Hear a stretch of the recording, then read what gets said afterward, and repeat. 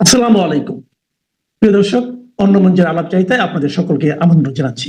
বাংলাদেশে আন্তর্জাতিক অপরাধ ট্রাইব্যুনালে শেখ হাসিনার বিচারে রাজসাক্ষী হিসেবে সাবেক আইজিপি চৌধুরী আব্দুল্লাহ আল মামুন সাক্ষ্য দেওয়া শুরু করেছেন এবং সাক্ষ্যের শুরুতেই খুব স্বাভাবিকভাবে প্রত্যাশিতভাবেই তিনি তার সাক্ষ্যে সরাসরি বলেছেন যে তৎকালীন প্রধানমন্ত্রী শেখ হাসিনা স্বরাষ্ট্রমন্ত্রী আসাদুজ্জামান খান কামালের মাধ্যমে তার কাছে এই নির্দেশনা পৌঁছে দিয়েছিলেন যে পুলিশ যাতে প্রাণঘাতী অস্ত্র বা লেথাল উইপন ব্যবহার করে ছাত্র জনতার বিক্ষোভ দমনে, এবং তার ফলেই গণহত্যা সংগঠিত হয়েছে এবং সেজন্য তিনি দেশবাসীর কাছে, আন্তর্জাতিক অপরাধ ট্রাইব্যুনালের কাছে এবং যারা সে সময় শহীদ হয়েছেন তাদের কাছে ক্ষমা প্রার্থী, কারণ তিনি গণহত্যার দায় স্বীকার করে নিচ্ছেন।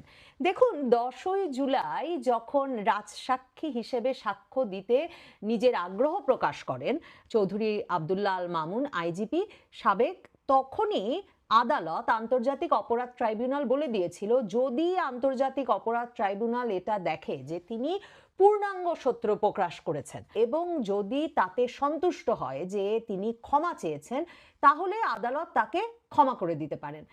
এখন দেখুন, ফৌজদারি মামলায় স্পষ্টত রাজসাক্ষীকে সবসময় সন্দেহের চোখে দেখতে বলা হয়েছে। আইনের বইয়ে সন্দেহের চোখে যে দেখতে বলা হয়েছে তার প্রধান কারণই এটা, যেই কারণটা তাকে প্রভাবিত করে থাকতে পারে, মানে তার ক্ষমা পেয়ে যাওয়ার লোভ, মানে তিনি গণহত্যার সঙ্গে দায়ী বলে নিজে স্বীকার করে নিচ্ছেন, তিনি সে সময় পুলিশের প্রধান, সব দোষ পুলিশের বলে তিনি স্বীকার করে নিচ্ছেন, অথচ তিনি ক্ষমা চেয়ে ফেলছেন বলে তাকে ক্ষমা করে দিতে হবে। তিনি বলছেন এখন যখন তিনি দেখছেন নিহতদের পরিবারের স্বজনদেরকে, তখন তার মধ্যে নাকি এমন বিবেকের দংশন হয়েছে যে তিনি গণহত্যার দায় স্বীকার করে ক্ষমা চাওয়ার জন্য বিবেকের তাড়না বোধ করছেন এবং তিনি যদি আরো হায়াত পান তাহলে নাকি তবু তিনি একটু অপরাধবোধ থেকে মুক্ত অবস্থায় বাঁচতে পারবেন। আরে, জুলাই আগস্ট মাসে ইন্টারনেট বন্ধ, আমরা চোখের সামনে যারা দেখি নাই তারাও ইন্টারনেট জুড়ে কত কত হত্যার ভিডিও দেখেছি, কত কত রক্তপাতের ঘটনা দেখেছি। আর আইজি চৌধুরী আব্দুল্লাহ মামুনের সেটা দেখতে আদালতে গ্রেফতার হয়ে 1 বছর থাকার পর, দিনের পর দিন রিমান্ডে থাকার পর, শহীদদের পরিবারকে দেখার পর বিবেক জেগে উঠতে হলো, এর আগে তার বিবেক জেগে উঠলো না। এসব কারণেই এসব প্রশ্ন করবার কথা আসলে আদালত এ কারণেই রাজসাক্ষীকে খুব সন্দেহের চোখে দেখে। রাজসাক্ষীর সাক্ষ্য অ্যাডমিসেবল বা এটা গ্রহণযোগ্য সাক্ষ্য হিসেবে গৃহীত হলেও সব সময় এই সাক্ষ্য কিন্তু ডকুমেন্টারি এভিডেন্স, দালিলিক প্রমাণ দিয়ে এর সাক্ষ্যকে আবার সমর্থন করতে হবে। এই সাক্ষ্যকে দাম পেতে হলে, যথাযথ দাম পেতে হলে বিচারালয়ে এই সাক্ষ্যকে সবসময় চাপে পড়ে দেওয়া হয়েছে কিনা, কোনো ভয়ে দিয়েছে কিনা, কোনো লোভে দিয়েছে কিনা, আদালত এই ব্যাপারটা সবসময় ভাববে। মানে চৌধুরী আব্দুল্লাহ আল মামুন সাক্ষ্যে কি কি বলেছেন বিস্তারিত তা তো বলবই। খুব বড় বড় পদে কিন্তু তিনি কাজ করেছেন শেখ হাসিনার আমলে, র্যাবের মহাপরিচালক ছিলেন, আইজি হয়েছেন, কিন্তু সবসময় তিনি নির্দেশ পাচ্ছেন। নির্দেশটা কিভাবে জানি অন্যরা বাস্তবায়ন করে ফেলছে, তিনি কিছু করছেন না। এই যে তিনি কিছু করছেন না এরকম করে সাক্ষ্য দিলেই বিচারালয়ের সেটা বিশ্বাস করার কথা না, বরং বিচারালয়ের ভাববার কথা সত্যি যদি একজন চাপে পড়ে তার বস বা তার যারা কর্তা ব্যক্তি তাদের কথায় অন্যায় জেনেও নানা রকম কাজ হয়ে যেতে দেন অথবা হয়ে যাওয়ার নির্দেশনা দিয়ে থাকেন, তাহলে সেহেন ব্যক্তি, মানে ওই রকম দুর্বল মনের অপরাধ প্রবণ ব্যক্তি, সেই ব্যক্তি যখন 1 বছরের বেশি সময় ধরে কারাগারে আটক, দিনের পর দিন রিমান্ডে আছেন, মানে ছিলেন একটা দেশের আইজি, তিনি আছেন কারাগারে, রিমান্ডে নেওয়া হয়েছে বারবার, এবং গণহত্যার মামলা থেকে শুরু করে এত এত মামলা এই ব্যক্তির নামে হয়েছে, এত এত হত্যা মামলা, ফৌজদারি মামলা, যে সেসব মামলা শেষ হয়ে কবে তিনি জামিন পাবেন, কবে তিনি বের হতে পারবেন তার কোনো ঠিক নাই, ফাঁসি হয়ে যায় কিনা তা নিয়ে তিনি চিন্তায় আছেন। এহেন ব্যক্তিকে যখন বলা হলো তিনি যদি সম্পূর্ণ সত্য প্রকাশ করে দেন তাহলে আদালত তাকে ক্ষমা করে দিতে পারে। একদিকে চাপ, গ্রেফতার থাকার চাপ, রিমান্ডের চাপ, আরেকদিকে লোভ। কাজেই রাজসাক্ষী আব্দুল্লাহ আল মামুন এখন ক্ষমা চেয়েছেন মানে তাকে ক্ষমা করে দেওয়ার সুযোগ আদালতের জন্য খুব কম হওয়ার কথা, আর তার এই সাক্ষ্যের গুরুত্ব খুব কম হওয়ার কথা একটা নিরপেক্ষ, যোগ্য, বিচক্ষণ আদালতের সামনে। যদিও খুব স্বাভাবিকভাবেই রাষ্ট্রপক্ষের যিনি মানে আন্তর্জাতিক অপরাধ ট্রাইব্যুনালের যিনি চিফ প্রসিকিউটর তাজুল ইসলাম, তিনি বলেছেন এটা চৌধুরী আব্দুল্লাহ আল মামুন যে সাক্ষ্য দিয়েছেন এটা নাকি অকাট্য সাক্ষ্য, এবং এই অকাট্য সাক্ষ্যের উপর ভিত্তি করেই আদালত রায় দিতে পারে বলে তিনি দাবি করেছেন। তার এই দাবি স্বাভাবিক, কারণ তিনি মামলা পরিচালনা করছেন আসামিদের বিরুদ্ধে। কিন্তু আদালতের এবং আসামি পক্ষের আইনজীবীদের নিশ্চয়ই এই প্রশ্নগুলো তোলার সুযোগ আছে। দেখেন চৌধুরী আব্দুল্লাহ আল মামুন কি বললেন। চৌধুরী আব্দুল্লাহ আল মামুন বলছেন তাকে স্বরাষ্ট্রমন্ত্রী 18ই জুলাই ফোন করলেন, ফোন করে বললেন যে প্রাণঘাতী অস্ত্র ব্যবহার করতে হবে, এবং তিনি ধারণার ভিত্তিতে বললেন স্বরাষ্ট্রমন্ত্রী আসাদুজ্জামান খান কামালের মাধ্যমে তৎকালীন প্রধানমন্ত্রী শেখ হাসিনা এই নির্দেশ দিয়েছিলেন। এর ডকুমেন্টারি এভিডেন্স কোথায়? মানে এর দালিলিক প্রমাণ ছাড়া চৌধুরী আব্দুল্লাহ আল মামুন এখানে স্বরাষ্ট্রমন্ত্রীকে প্রধানমন্ত্রী নির্দেশ দিয়েছিলেন না বলে তো এমনও বলতে পারতেন যে স্বরাষ্ট্রমন্ত্রীকে স্বরাষ্ট্রমন্ত্রীর বাড়ির গাড়ি চালক নির্দেশ দিয়েছিলেন। মানে এই কথাটা মানে আমি শুনে বলা, বুঝে বলা, জেনে বলা বা একে ওকে দোষ দেওয়ার মতো হয় যদি এর সঙ্গে দালিলিক প্রমাণ হাজির না হয়। রাজসাক্ষী চৌধুরী আব্দুল্লাহ আল মামুন কি বললেন? চৌধুরী আব্দুল্লাহ আল মামুন বললেন স্বরাষ্ট্রমন্ত্রী আসাদুজ্জামান খান কামাল তাকে গত বছরের 18ই জুলাই ফোন করে জানান আন্দোলন দমনে সরাসরি লেথাল উইপন ব্যবহার করার নির্দেশ দিয়েছেন শেখ হাসিনা।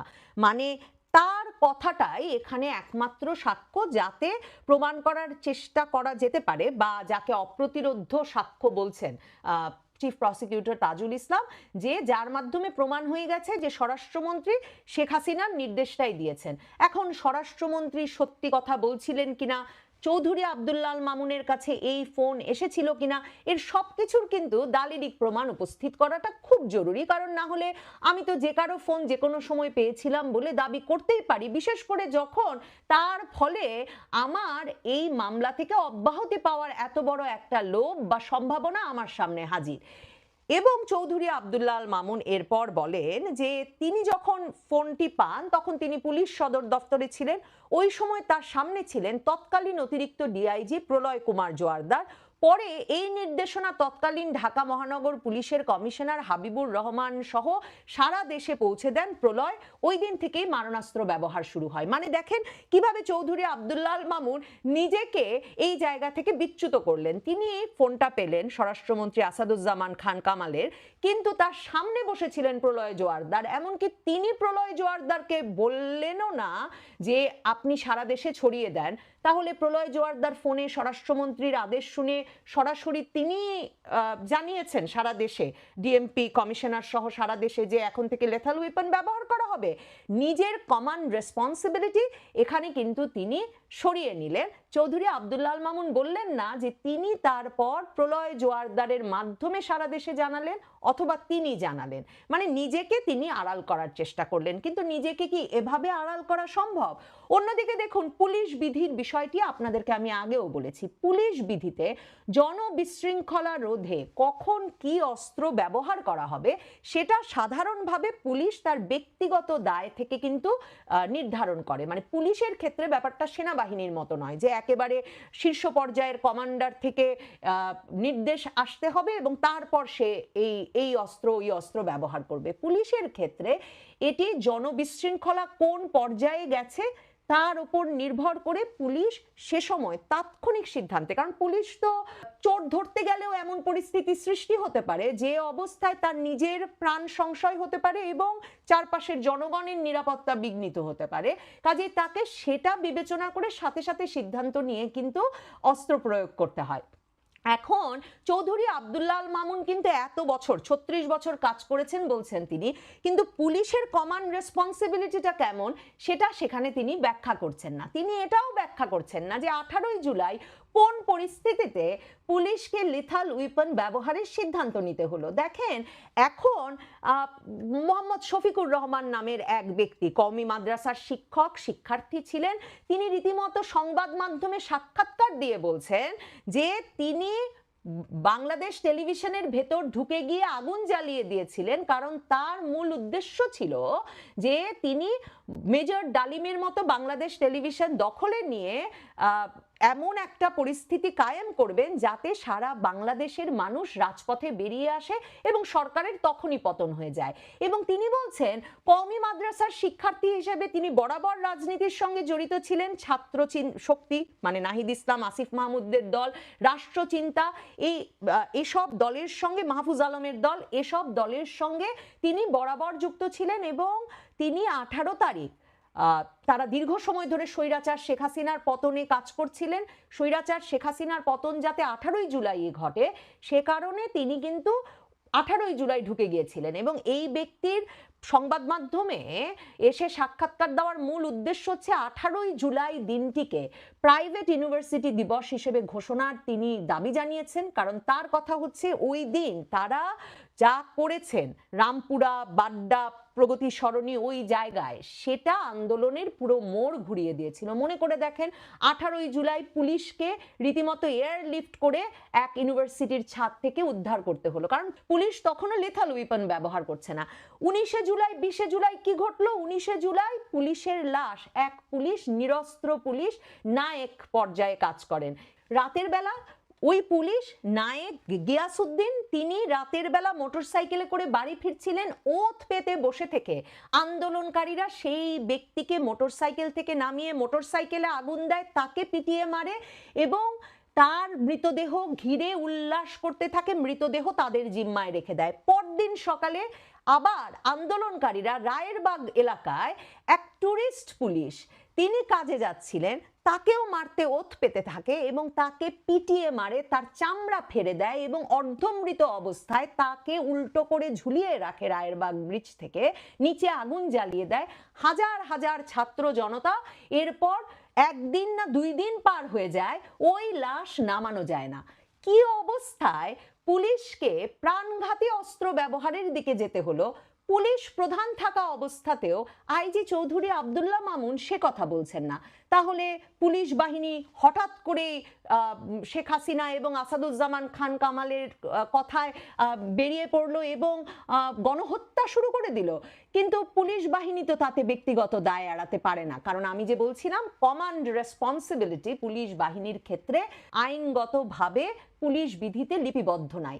পুলিশ বাহিনীর ক্ষেত্রে ব্যক্তিগত সিদ্ধান্তর বিষয়টি খুব গুরুত্বপূর্ণ। কিংবা ধরুন কোথাও একটা 10 জন পুলিশ মোতায়েন আছে, সেই 10 জন পুলিশকে যিনি কমান্ড দিচ্ছিলেন সেই ব্যক্তিটিকে চিহ্নিত করতে হবে। এখন পর্যন্ত সরকার, আন্তর্জাতিক অপরাধ ট্রাইব্যুনাল, তদন্তকারী কারো তরফে কোন জায়গায় কত পুলিশ মোতায়েন ছিল, কোন পুলিশ কার কমান্ডে কাজ করছিল, কোন থানা থেকে কি পরিমাণ প্রাণঘাতী অস্ত্র বা বুলেট বেরিয়েছিল, কোনো কিছু চিহ্নিত করা হয় নাই। এমনকি নিহত ব্যক্তিদের ময়না তদন্ত প্রতিবেদন নাই যে তাদের মধ্যে কতজনকে পিটিয়ে মারা হলো, কতজনকে গুলিবিদ্ধ অবস্থায় পাওয়া গেল এবং গুলিবিদ্ধ হয়ে যারা নিহত হলেন নাকি ইটপাটকেলে নিহত হলেন, গুলিবিদ্ধ হয়ে যারা নিহত হলেন তারা কি সত্যি সেই জায়গায় মোতায়েন যে পুলিশ সদস্যরা ছিলেন তাদের হাতে যে অস্ত্র ছিল সেই অস্ত্রে নিহত হয়েছিলেন?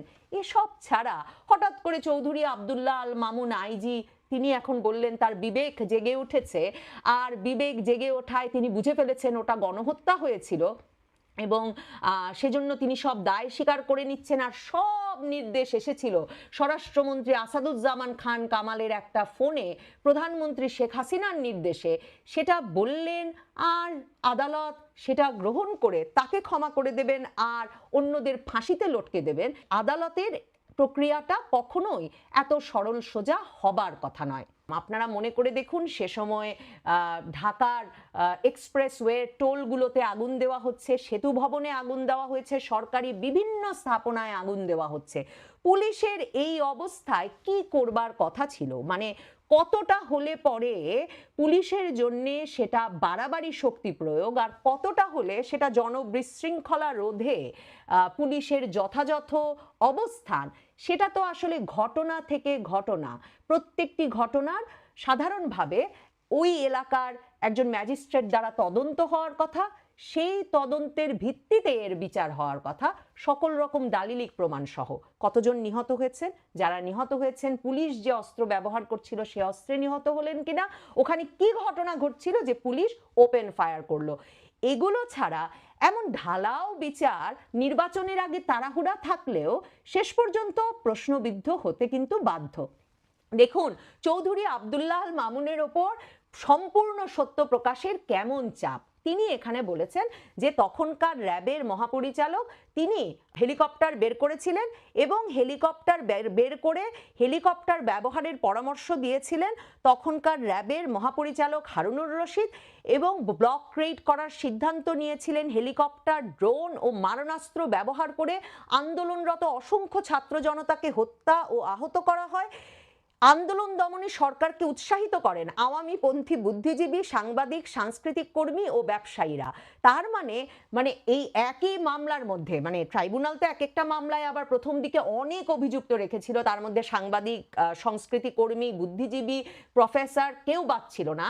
তো কাজেই মানে কাউকে যাতে চৌধুরী আব্দুল্লাহ আল মামুনের রাজসাক্ষীর বরাত দিয়ে মানে জালে এনে ফাঁসিতে লটকে দিতে অসুবিধা না হয় এমনভাবে কিন্তু সাক্ষ্যটা রচনা করা হয়েছে।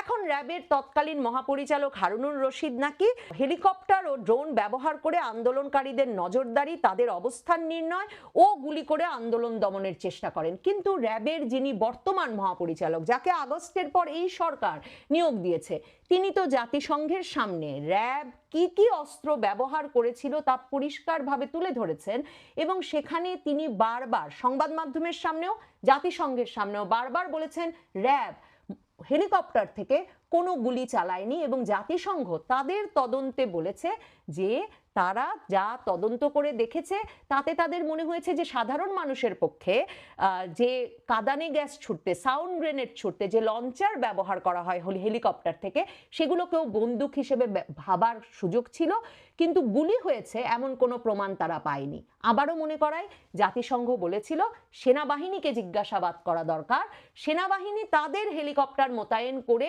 কোনো গুলি চালিয়েছিল কিনা।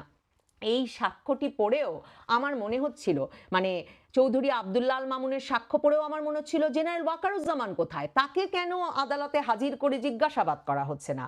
কারণ চৌধুরী আব্দুল্লাহ আল মামুন বলেছেন 4 তারিখেও এক দফা গণভবনে এক দফা সেনাবাহিনীর অপারেশন কন্ট্রোল রুমে গিয়ে 3 বাহিনীর প্রধান, এসবি প্রধান, ডিজিএফআই প্রধান, র্যাবের মহাপরিচালক সহ চৌধুরী আব্দুল্লাহ আল মামুন বসে 5ই আগস্ট কি করে তারা আন্দোলন দমন করবেন এই বিষয়ে বৈঠক করেছিলেন। তার মানে অ্যাকমপ্লিস বা এই অপরাধে একই রকম অপরাধী ছিলেন চৌধুরী আব্দুল্লাহ আল মামুন, যতটুকু অপরাধী সেই একই রকম অপরাধী ছিলেন সেনাপ্রধান ওয়াকারুজ্জামান। সেনাপ্রধান ওয়াকারুজ্জামানকে কেন জিজ্ঞাসাবাদ করা হচ্ছে না?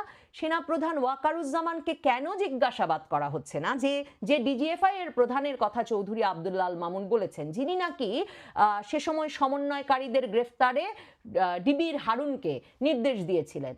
তো সেই ডিবির হারুনকে ডিজিএফআই এর প্রধান যে নির্দেশনা দিলেন, সেই সেনা কর্মকর্তা কোথায় গেলেন, কিভাবে তিনি পালিয়ে যেতে পারলেন, কেন তাকে জিজ্ঞাসাবাদ করা হচ্ছে না? সেনা প্রধানকে কেন জিজ্ঞাসাবাদ করা হচ্ছে না? বিমান বাহিনী প্রধান এবং নৌবাহিনী প্রধান তারাও তো এখনো আছেন, তাদের কাছ থেকে তো নানা রকম তথ্য পাওয়া সম্ভব। তবে মনে রাখবেন, এরা সকলে অ্যাকমপ্লিস। আইনের দৃষ্টিতে এরা সকলে ওই একই অপরাধের। 5ই আগস্ট পর্যন্ত যদি চৌধুরী আব্দুল্লাহ আল মামুন যেমন বলছেন যে বিক্ষোভ দমনের নামে গণহত্যা হয়েছে, তাহলে সেই গণহত্যায় কিন্তু পুলিশ বাহিনী যেমন অ্যাকমপ্লিস, মানে সেই গণহত্যার দোসর, গণহত্যায় সহযোগী, ঠিক তেমনি কিন্তু সেনাবাহিনী, নৌবাহিনী, বিমান বাহিনীর প্রধানও এর অ্যাকমপ্লিস বা এর সহযোগী।